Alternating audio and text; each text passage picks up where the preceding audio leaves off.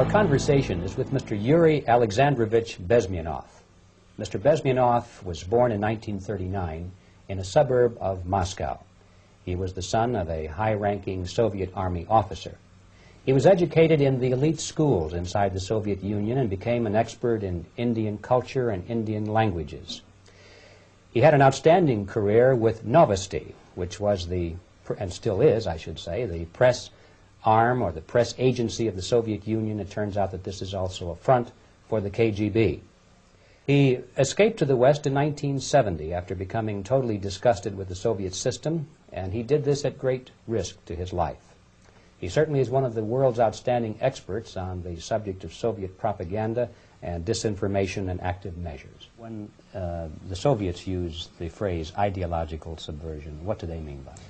Ideological subversion is the process which is legitimate, overt, and open. You can see it with your own eyes. All you have to do, all American mass media has to do, is to unplug their bananas from their ears, open up their eyes, and they can see it. There is no mystery. There is nothing to do with espionage. I know that espionage intelligence gathering looks more romantic. It sells more deodorants through the advertising, probably. That's why your Hollywood producers are so crazy about James Bond type of thrillers.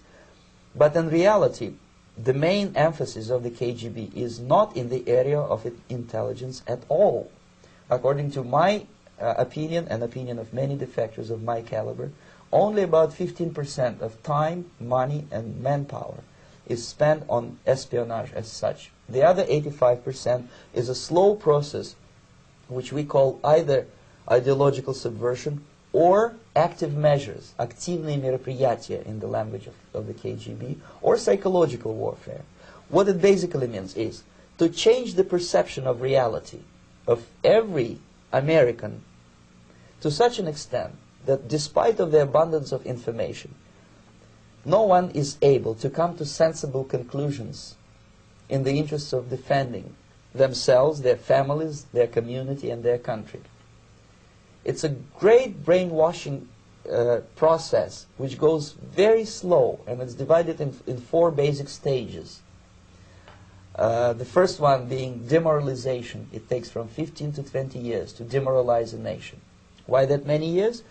Because this is the minimum number of years which requires to educate one generation of students in the country of your enemy, exposed to the ideology of the enemy. In other words, Marxism-Leninism ideology is being pumped into the soft heads of at least 3 generations of American students without being challenged or counterbalanced by the basic values of Americanism, American patriotism. The demoralization process in the United States is basically completed already. For the last 25 years, actually it's overfulfilled, because demoralization now reaches such areas where previously not even Comrade Andropov and all his experts would even dream of such a tremendous success.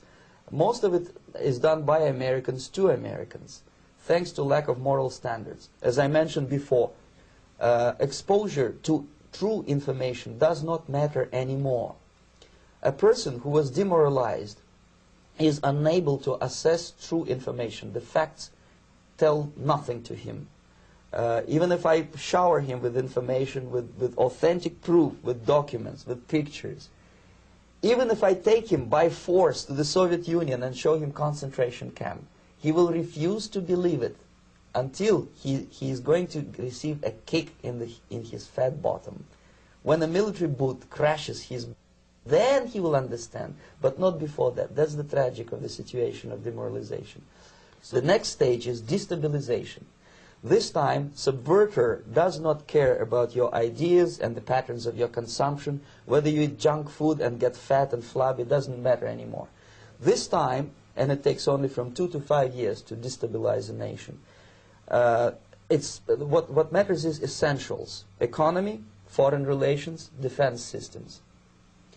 And you can see it quite clearly that in some areas, in such sensitive areas as defense and economy, the influence of Marxist-Leninist ideas in the United States is absolutely fantastic. I could never believe it 14 years ago when I landed in this part of the world that the process will go that fast.